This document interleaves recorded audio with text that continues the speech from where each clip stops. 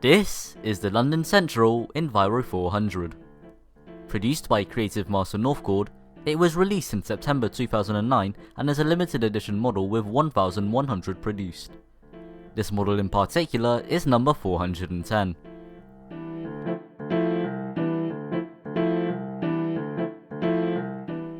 The Enviro 400 was a double-decker bus introduced by Alexander Dennis in 2005. It was a successor to the Alexander ALX 400 and the Plaxton President, and was built from 2005 to 2018. In 2008, London Central bought 6 Enviro 400s for the renewal of Route 36, LX08 ECC being part of this batch, with fleet number E99.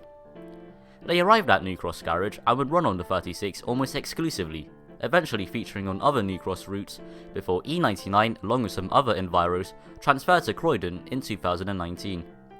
From there, it mainly operated on Route 405, occasionally appearing on the X26. A year later, E99 was moved again to River Road, spending 2 more years on various routes before withdrawal in 2022. It was transferred to Go North East, one of the Go Ahead Group's subsidiaries, who needed buses to cover rail replacement duties whilst works took place on the Tyne and Wear Metro. As of the time of recording, it is still in service on various routes around Newcastle. We start off with the packaging. The graphics on the box are already amazing. It features images of the real vehicle, London Central branding everywhere, and even a grey skirt along the bottom, replicating the livery seen on the bus itself.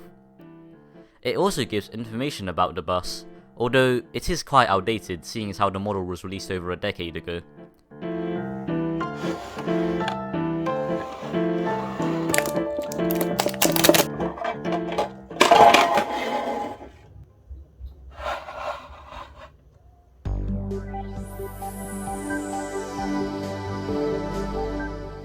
Starting with the front, it already looks quite striking.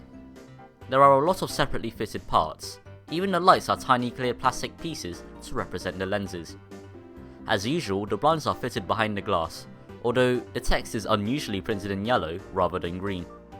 Personally, I like it, as it gives a sort of 2000s vibe, even if it may not be accurate. The gloss finish is a little over the top though. It looks like it's come straight out of the paint booth.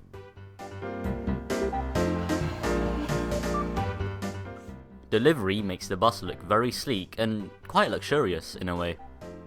The dark grey skirt and the black window surrounds definitely suit the modern design of the vehicle. I especially dig the addition of advertisement frames. It gives a more in-service look compared to other models. Text and some other details are printed on, and very neatly at that. Oddly enough, the side displays are also printed on. They are located above the lower deck windows. Why this hasn't been fully modelled is beyond me, as all London Enviro 400s have this design. It also makes it harder to repaint, as you have to replicate both the display and its surrounds. The interior is picked out in light and dark blue, with yellow handrails further adding to the realism. Unfortunately, some parts of the interior have been left red from when they painted the exterior. The biggest issue with this model would be, in my opinion, the casting itself. For instance, take the emergency exit door. The real-life counterpart does feature one, and so does the model. However, the door of the real-life vehicle has a differently shaped window, which CM&L have tried to replicate, but not very successfully. The offside grille also has part of it raised. This was originally meant to be the grille for variants without air conditioning, which this model does have. I assume both of these issues are down to saving costs, as having an entirely new casting created just to change some minor details probably isn't worth it, especially seeing how many variants of the casting there already are. You've got the long wheelbase, the dual door short wheelbase, the dual door long wheelbase, the dual door short wheelbase with all the rear window. You can see my point. Moving to the rear, it is also finished to a good standard. The biggest feature this model has is an opening bonnet, with a very nicely detailed and painted engine bay underneath. The blinds and registration plate are behind the glass, and the fine printing allows you to read the Alexander Dennis badge with ease.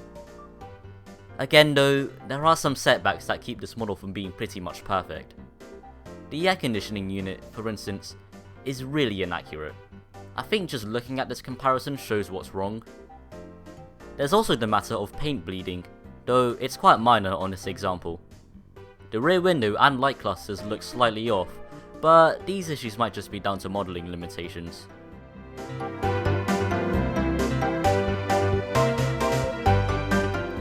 So overall, it's a fantastic model.